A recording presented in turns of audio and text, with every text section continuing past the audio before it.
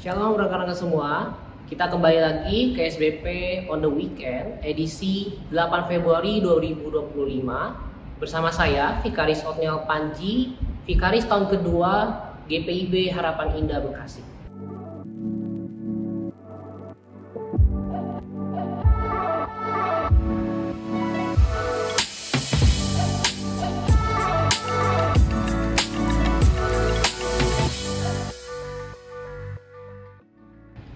Rekan-rekan, sebelum kita masuk dalam pembacaan Alkitab, mari kita satukan hati dan pikiran kita satu di dalam doa.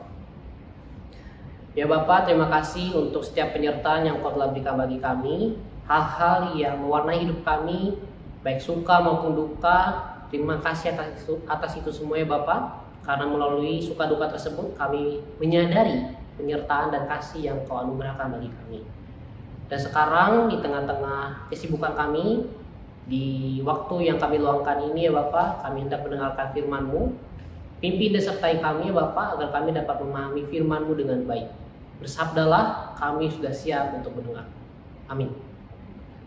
Bacaan Alkitab yang ditentukan oleh SBP pada hari ini terambil dari Injil Markus pasal 12 ayat 1 sampai 12 yang menyatakan, lalu Yesus mulai berbicara kepada mereka dalam perumpamaan. Ada seseorang membuka kebun anggur dan membuat pagar sekelilingnya. Ia menggali lubang tempat memeras anggur dan mendirikan menara jaga. Kemudian ia menyewakan kebun itu kepada petani-petani, lalu berangkat ke negeri lain. Ketika sudah tiba musimnya, ia mengutus seorang hamba kepada petani-petani itu untuk mengambil sebagian dari hasil kebun itu dari mereka. Namun mereka menangkap hamba itu dan memukulnya, lalu menyuruhnya pergi dengan tangan hampa. Kemudian ia mengutus lagi seorang hamba lain kepada mereka. Hamba ini mereka pukul kepalanya dan permalukan. Lalu ia menyuruh seorang hamba lain lagi, dan orang ini mereka bunuh. Demikian juga dengan banyak hamba yang lain. Ada yang mereka pukul, ada yang mereka bunuh. Masih ada satu orang lagi padanya, yakni anaknya yang terkasih.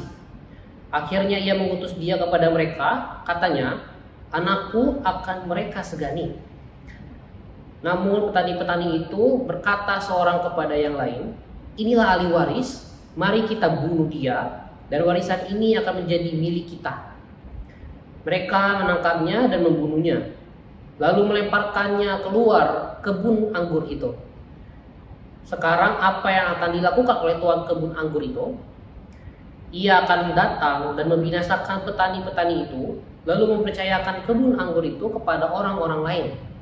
Tidakkah kamu membaca nas ini?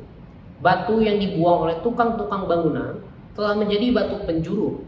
Hal itu terjadi oleh karena Tuhan, suatu keajaiban di mata kita.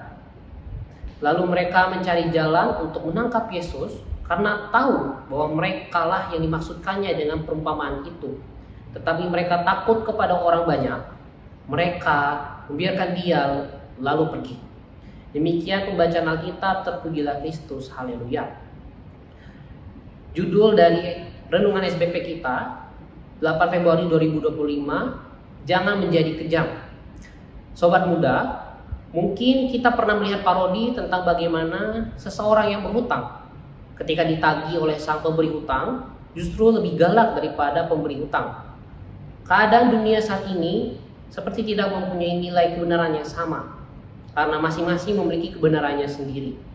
Tentu sangat keliru jika seseorang yang berhutang justru bersikap sangat arogan kepada orang yang telah memberikan pinjaman kepadanya. Bacaan pada hari ini merupakan sebuah perumpamaan yang Yesus sampaikan ketika melihat perilaku imam-imam kepala, para ahli Taurat yang kerap mempertanyakan dan meragukan kuasa yang dimilikinya. Mereka menganggap bahwa kuasa Yesus bukan berasal dari Allah yang Maha Kuasa. Akhirnya, Yesus memberikan perumpamaan bahwa mereka tidak ubahnya seperti orang-orang yang menyewa kebun milik sang pemilik kebun. Lalu mereka setelah sekian tahun lamanya justru menganggap bahwa kebun itu milik mereka. Si peminjam seketika berubah dan lupa bahwa mereka bukan pemilik. Dalam perumpamaan tersebut, ketika pemilik kebun mengutus dua orang hambanya, kedua hamba itu justru dibunuh. Bahkan ketika pemilik kebun mengutus anaknya sendiri, mereka pun membunuh anak sang pemilik kebun. Si peminjam tidak hanya lupa statusnya, tetapi berubah menjadi jahat dan kejam. Apakah seperti ini sikap hidup manusia? Bagaimana mungkin kita memiliki pemikiran menjahati mereka yang telah memperlakukan kita dengan baik? Bukankah kebaikan mesti diteruskan dengan kebaikan? Sobat muda, tidak benar rasanya jika ketika seseorang sudah memperlakukan kita dengan baik, tetapi kita memperlakukan orang tersebut dengan buruk dan jahat. Mulailah dari diri sendiri, melihat setiap kebaikan yang kita rasakan, dan jika itu berasal dari kebaikan orang lain yang ada di sekitar kita, maka bagikanlah perilaku baik itu kepada orang banyak.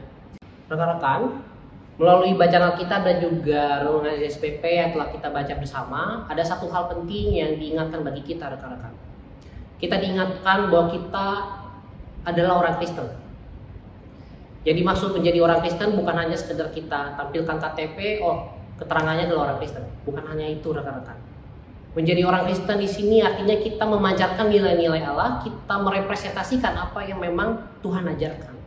Masalahnya ketika disampaikan lewat bacaan Alkitab dan juga renungan SPP, kita belajar daripada ahli Taurat dan juga orang-orang Farisi. Mereka tidak memancarkan nilai-nilai Allah.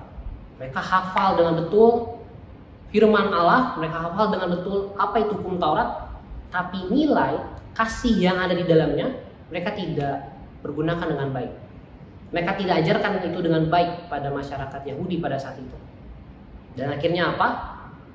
Mereka justru memperalat firman Tuhan. Mereka memperalat pengetahuan mereka dan akhirnya mereka gunakan itu untuk kepentingan diri sendiri. Gampangnya itu sifat aji mumpung, rekan-rekan. Kita sebagai orang Kristen tidak diajarkan untuk jadi orang yang aji mumpung. Kita harus ingat, kita adalah orang Kristen yang dipanggil untuk jadi berkat. Berkat yang kita punya, hal-hal yang kita miliki tidak hanya untuk kita rasakan sendiri, tapi juga untuk orang lain, sesuai dengan kapasitas yang bisa kita berikan pada orang lain. Dan melayani, menjadi berkat tidak hanya di dalam gereja, rekan-rekan. Tidak hanya dengan menjadi presbiter, pelayan pelkat, puji Tuhan kalau rekan-rekan mendapatkan kesempatan itu, tapi ketika rekan-rekan keluar dari gereja, mengerjakan peran-peran rekan-rekan, mengerjakan pekerjaan, atau bahkan masih mencari pekerjaan, berelasi dengan saudara-saudara, berelasi dengan orang tua, bahkan teman-teman, atau bahkan orang yang baru dikenal, itulah kesempatan rekan-rekan untuk menjadi berkat bagi mereka. Semua ini adalah milik Tuhan, bahkan hidup kita adalah milik Tuhan. Kalau kita orang Kristen yang menyadari identitas kita pergunakan itu semua sebagai modal, bukan untuk menyenangkan diri sendiri, tetapi untuk menjadi berkat bagi sesama kita dan juga menjadi persembahan yang harum, menyenangkan hati Allah. Itulah renungan kita pada saat ini. Tuhan Yesus memberkati kita semua. Rekan-rekan, setelah mendengar firman, mari kita satu hati, mari kita berdoa. Ya Bapa, terima kasih untuk firman yang Kau berikan bagi kami.